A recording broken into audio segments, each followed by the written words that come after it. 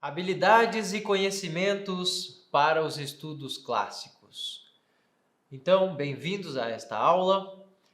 Eu vou falar sobre habilidades e conhecimentos necessários para iniciar os estudos clássicos. E aqui eu tomo estudos clássicos por estudo de latim, da língua latina, da língua grega e da cultura clássica, entendendo a cultura clássica por vários estudos que permeiam esse tema, que compõem o tema do cultivo desse conhecimento clássico.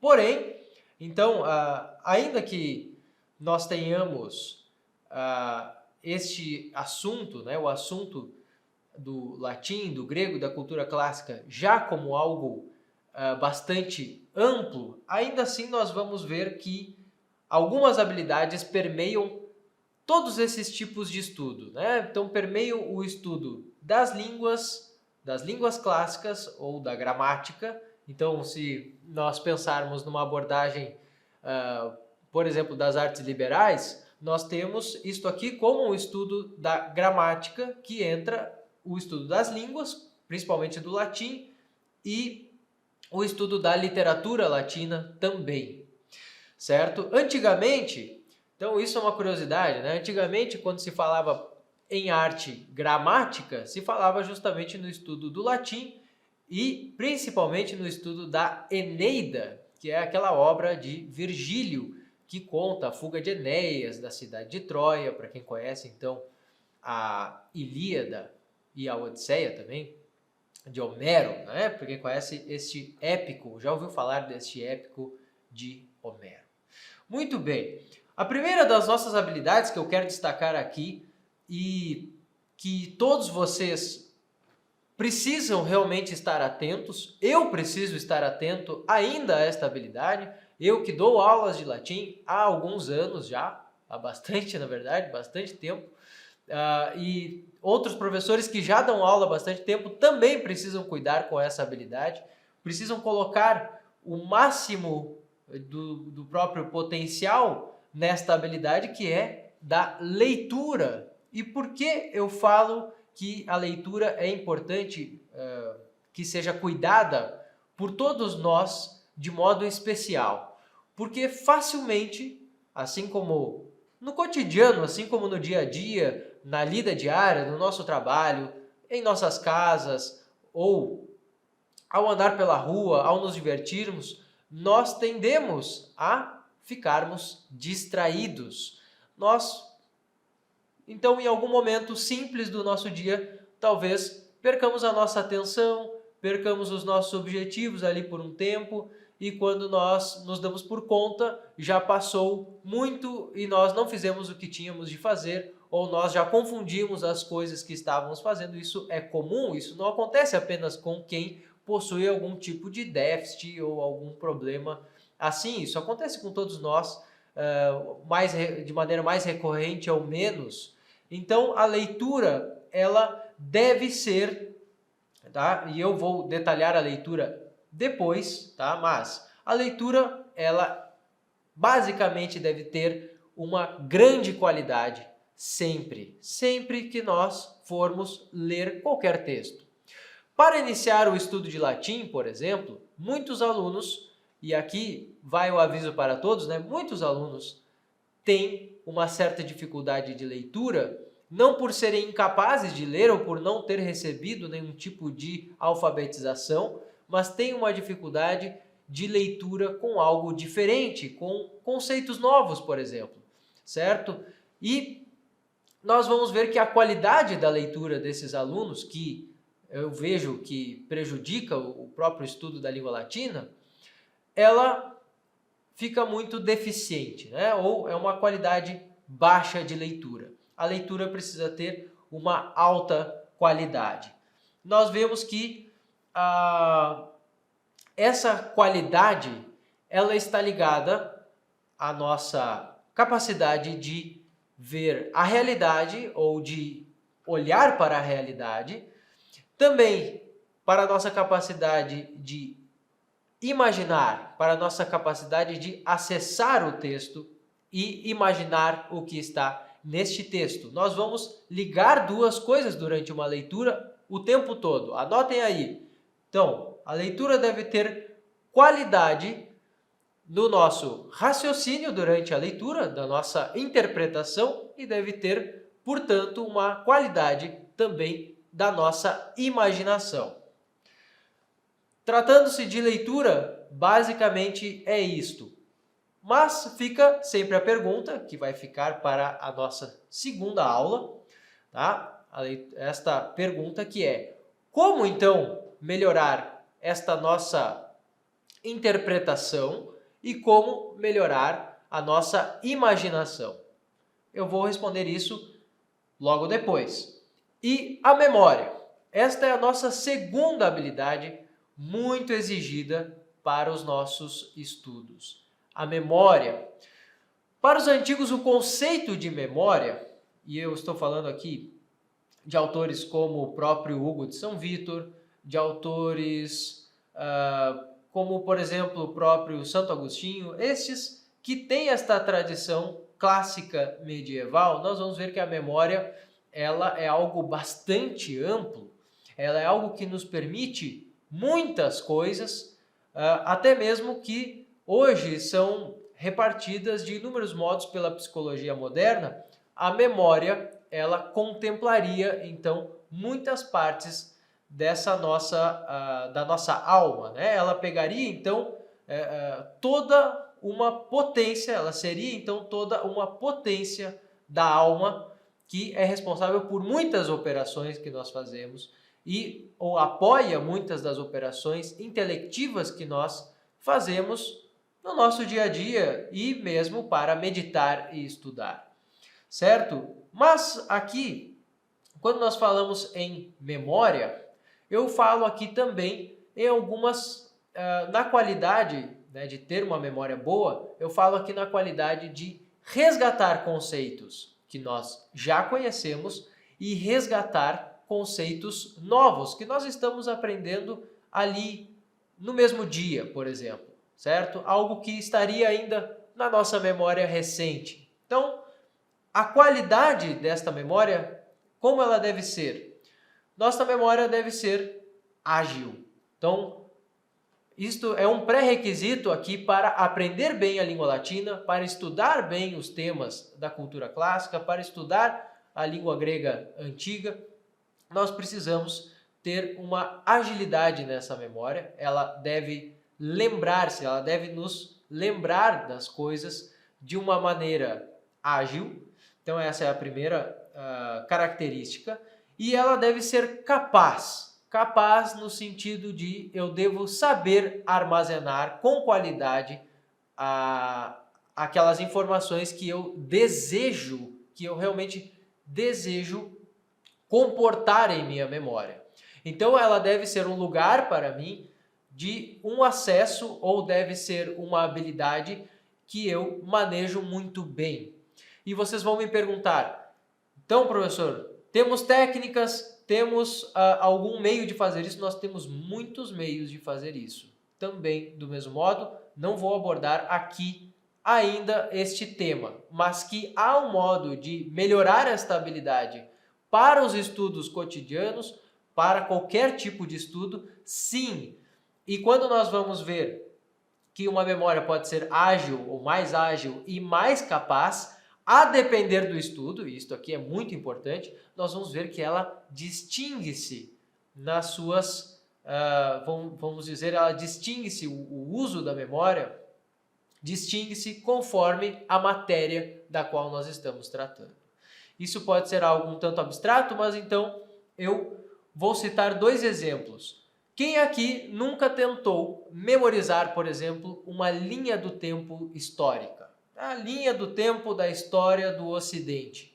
Tá? Se vocês tentaram em algum momento memorizar a linha do tempo da história do Ocidente, vocês sabem muito bem que é muito diferente de memorizar uma música. Vocês vão dizer, é óbvio que é diferente, porque uma tem elementos disso e daquilo, exatamente. Porém, imaginem quando se trata, tá? Quando a nossa memória deve operar da maneira correta para memorizar. uma linha do tempo ou uma série de atos e consequências, né? Atos ou feitos e consequências desses feitos, e quando ela tem que memorizar, por exemplo, uma cadeia de causa e efeito. Tá? Então, nós vamos ter duas abordagens diferentes para a prática da memorização, para deixar a nossa memorização, essa nossa capacidade de armazenar mais objetos na memória, melhor. Nossa terceira habilidade que eu destaco aqui para os estudos agora é aquela que diz respeito muito à nossa prática da escrita. E eu diria que é a nossa habilidade criativa, certo? A nossa criatividade, como ela deve ser? Eu falei que a nossa memória deve ser capaz e ágil. Guardem essas palavras. Ela deve ser capaz e ágil, certo? Eu falei também que a nossa leitura deve ter uma certa qualidade. A nossa imaginação durante a nossa leitura e a nossa interpretação, elas devem nos fornecer imagens ricas, durante a leitura. Agora, a nossa criatividade, eu diria que ela deve ser um tanto plástica. Plástica, ou ela deve ser também ágil, de um certo modo, a nossa capacidade criativa. Então, o que eu quero dizer com isso? Tá? Então, vamos pensar que a nossa escrita, ou escrever, expressar-se, é uma atividade criativa. Do mesmo modo, quando nós recebemos dois conceitos diferentes, nós vemos ali algumas palavras latinas diferentes, cujo significado nós aprendemos há pouco, e nós temos que unir aquelas duas palavras numa sentença e dar a elas um significado, dar a elas alguma imagem, construir a partir delas uma imagem, nós também estamos falando de uma atividade criativa. Mas aqui eu falo muito mais da nossa atividade criativa para a composição. Nós precisamos compor certas ideias, resultados, sínteses de raciocínios durante o nosso estudo. Então, esta habilidade criativa aqui, ela deve ser bastante plástica para a nossa expressão. Então, pensem nessas palavras, né? Pensem nesse objetivo, primeiro de tudo. Dar à nossa criatividade, à nossa capacidade criativa, uma certa plasticidade, tá? De moldar algo, de moldar a nossa imaginação. Do mesmo modo, nós devemos dar à nossa capacidade de leitura boas imagens, imagens ricas, o que também reforça um pouco dessa mesma criatividade. E a nossa memória deve ser mais capaz e mais ágil. Bom, a última coisa que eu destaco, o último item aqui que eu destaco desta nossa primeira aula, serão os conhecimentos gerais, principalmente de história e literatura. Mas como fazer isso, né? O que isso tem a ver com esses estudos clássicos? Quando nós tratamos de história, ou melhor, quando nós tratamos de cultura clássica, nós estamos falando de Grécia, Roma, todo o seu desenvolvimento histórico e mais todos os elementos que compõem essa cultura. Nós estamos falando aqui de algo que aconteceu num dado momento e que teve uma grande complexidade. E, neste momento, foi produzida uma literatura, né? Então, lá na Roma Antiga, lá na Grécia Antiga, tá? No nosso período clássico, nós vamos ter uma produção literária que é belíssima, que nos leva a um retrato desse povo e aos desejos, às vontades, aos anseios, nos leva a muitos elementos que estavam nessa cultura e são obras complexas, vamos dizer assim, tá? São obras complexas que são resultado, então, dessa construção desse povo. E o mais importante aqui, então, é entender que nós precisamos, sim, ter rudimentos de alguns desses conhecimentos históricos, nós precisamos ter pelo menos algum conhecimento da literatura para começar o estudo, principalmente dos clássicos. Então, assim, muitos alunos se perguntam: o que eu preciso para estudar os clássicos do latim e do grego antigo nas línguas originais? Olha, não é necessário, ou melhor, é mais do que estudar a gramática e exercitar as línguas clássicas.